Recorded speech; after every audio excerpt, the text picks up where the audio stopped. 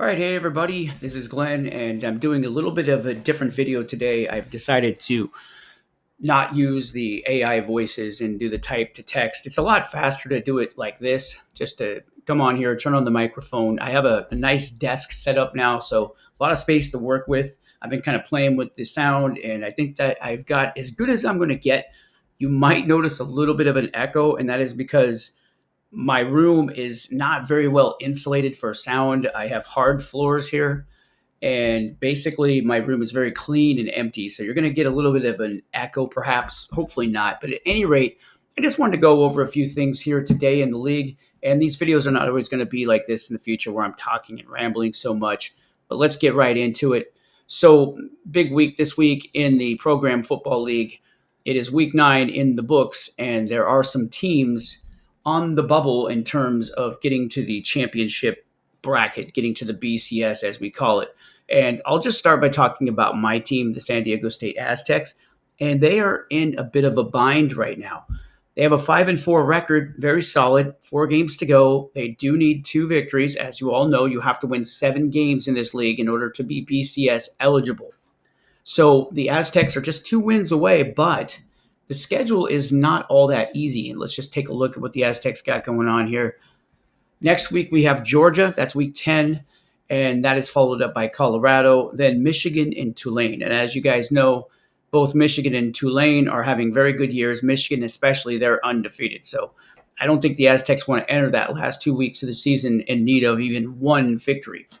So coming up this week, they've got Georgia, and you would think, okay, Georgia's struggling right now, no Jaden Daniels. But the truth about Georgia is that they have scored in the 40s all season long, and even without Jaden Daniels, they could be trouble for the Aztecs. And the reason is because SDSU has only been able to score in the 30s since week 5. They haven't had a good week since week 5 against Texas, where the Aztecs scored 61 points, and that's like half a season ago. So long and short of it is the Aztecs, yeah, they're in good position here to get to the championship round with Georgia and Colorado on the schedule. But the short of it is, well, not quite so much, because both Georgia and Colorado are formidable opponents.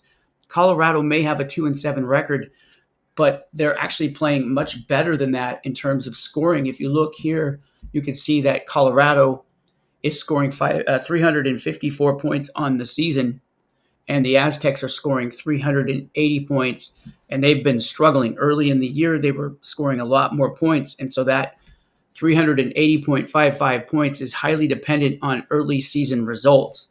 So this is no guarantee that they can beat Colorado in 2 weeks from now. Colorado, just taking a quick look at what they've got going on. Trevor Lawrence, their quarterback, he's adequate, and right now he's better than C.J. Stroud, I'll say, because Stroud has a concussion protocol thing going on right now. They've got a great running back in Jahmyr Gibbs. He did have a bad week last week, but generally Jahmyr Gibbs is a good running back. Solid wide receiver crew. They're decent enough. They have some buys this week, but that doesn't pertain to this game with the Aztecs. That's in 2 weeks from now.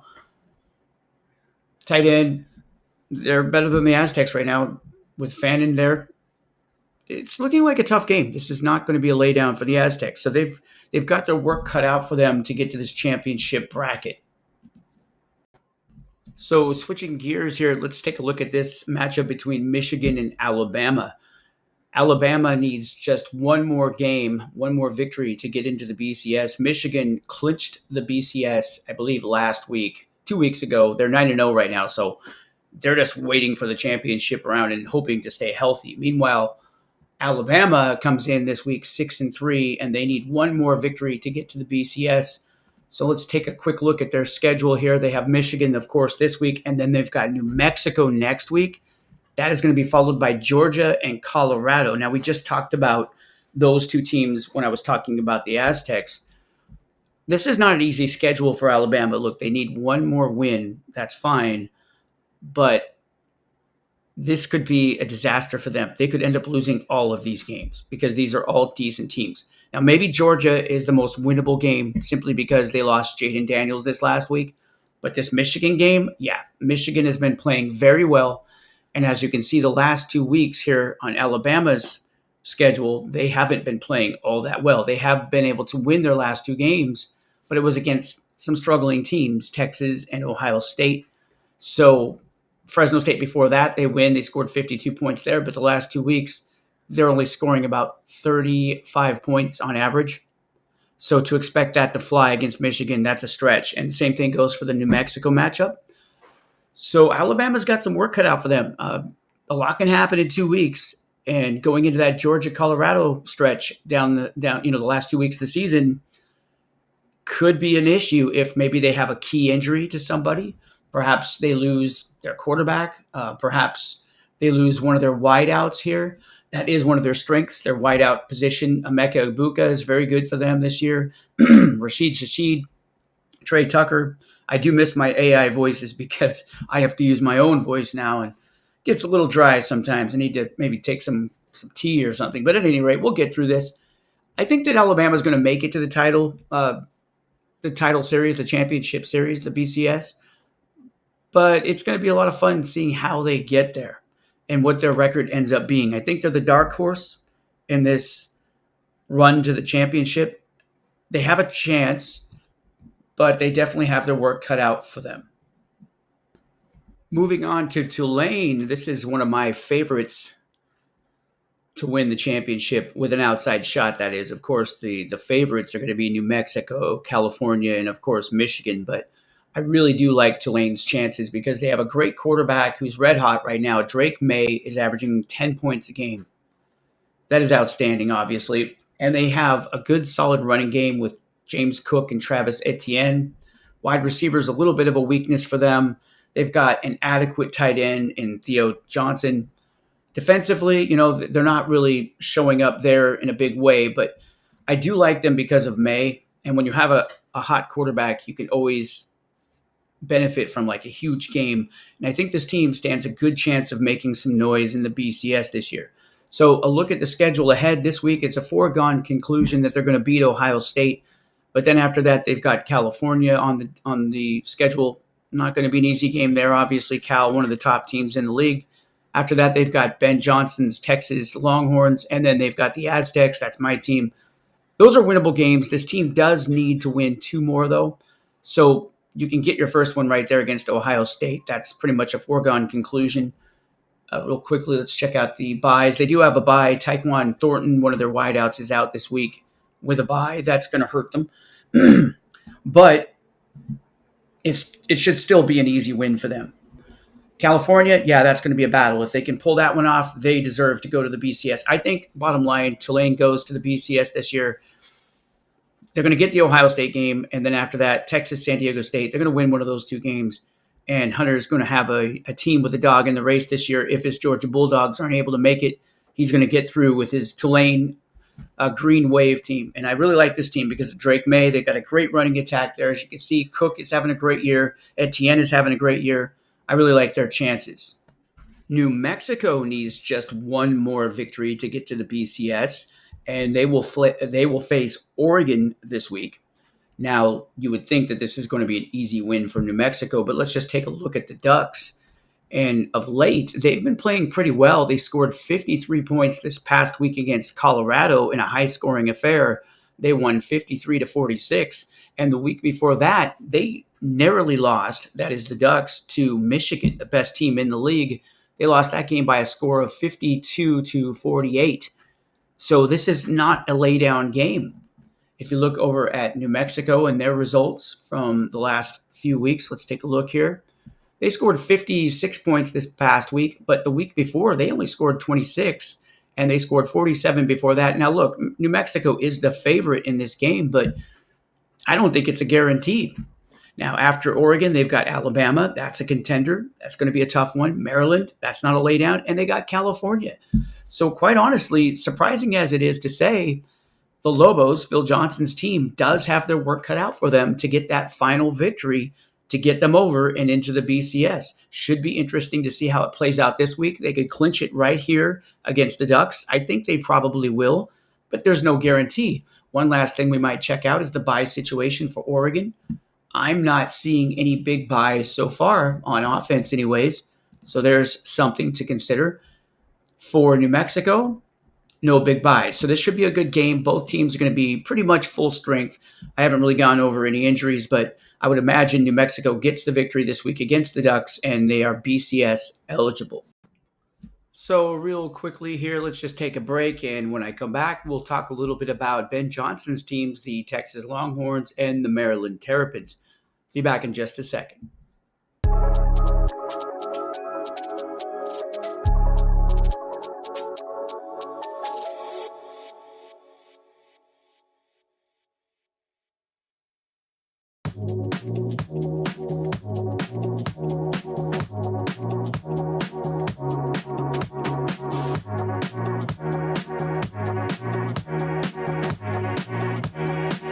All right, I am back, and we are going to move on to the Texas Longhorns and the Maryland Terrapins, two teams that are run by Ben Johnson.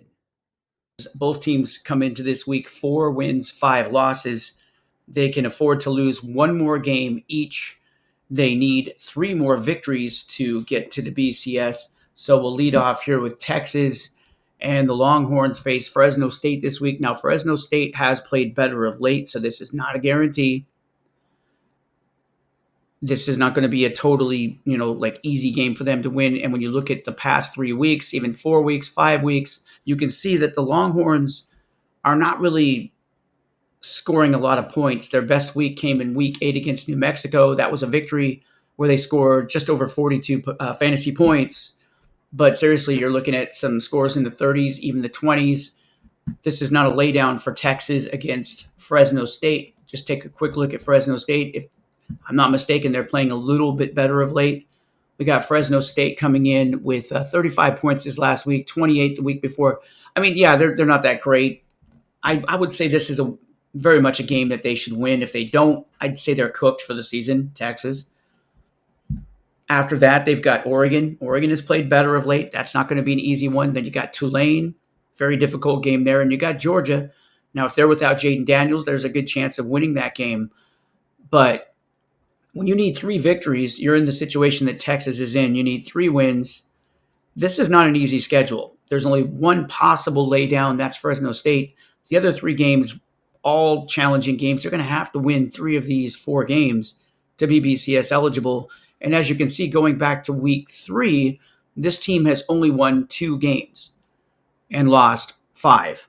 So it's not looking very good for Ben Johnson's Texas Longhorns. Let's move over to the Terrapins, his other team. And the Terrapins this coming week have California. And the week after that, they have Ohio State, followed by New Mexico and Michigan. Look, California, New Mexico, and Michigan are all in the top 3 right now. To think that Maryland can win 3 of these games, they're going to beat Ohio State most likely. I mean, most likely. Let's check out the buys here if anybody's got a week 10 buy. I don't see one. So I think that, they've got that game against Ohio State. But to expect them to beat Cal, New Mexico, and Michigan, 2 of those 3 opponents, it's a stretch.